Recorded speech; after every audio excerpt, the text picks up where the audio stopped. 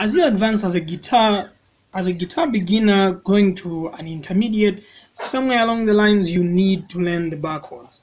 So before I actually go too far, we have to define what bar chords are. So let me actually start with defining what open chords are.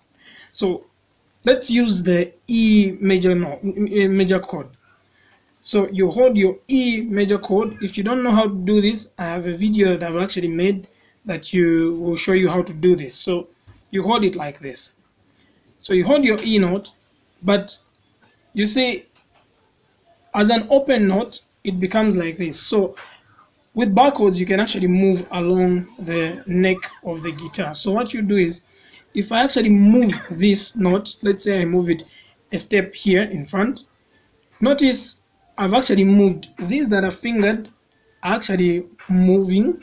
So these have moved, but the rest haven't moved. So they're still open. So the reason why we call them open chords is because these other strings here are open and these we hold them.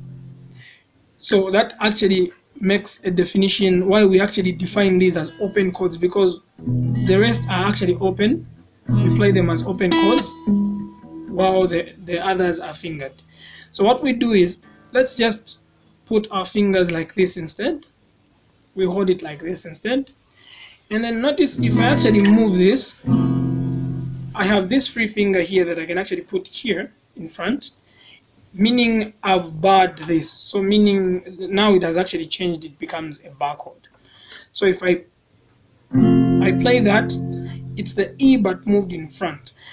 In my other videos, I was actually explaining the issue of naming your strings. So once you name your strings, you actually know that this is a low E here on top, as it is.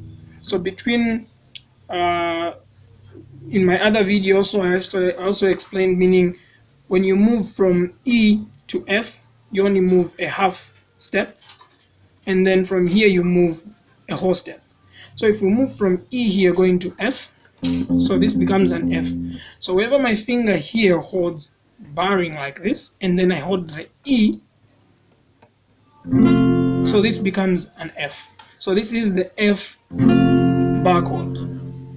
This is, remember, we are only dealing with the 60th, this low E, the 60th string. That's what we are talking about here. Don't mind about these, I'll actually explain more on these. So keeping in mind the names of the notes. So if I move here, this will be E, this will be F. So if I bar this with the E here, remember we just moved the E, bring it here. So this was E, F. So if I move it to G here, it becomes a G. This is a G major chord as a bar chord. So if I move this, this is A. This is the A. So this is the A. Same thing if I actually move it here, this is the B. So from A to B, B. And we actually move from B to C. If you actually remember, you only have those exceptions. So we move a half step.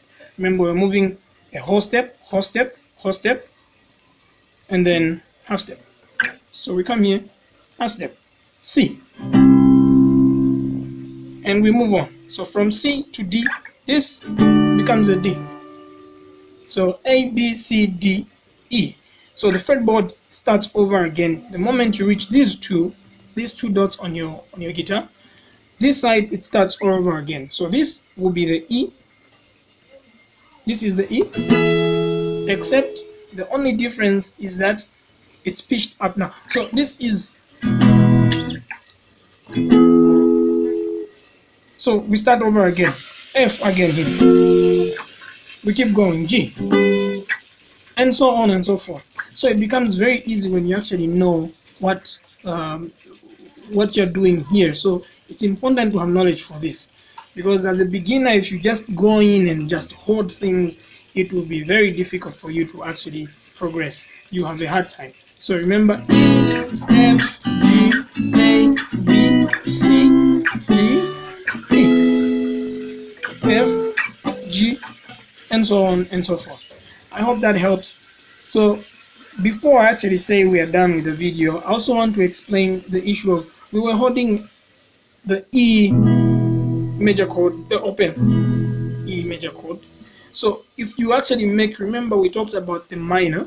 So holding the minor, you only hold these two here. We remove this one here. So instead of holding like this, we remove this one. And that's the E minor.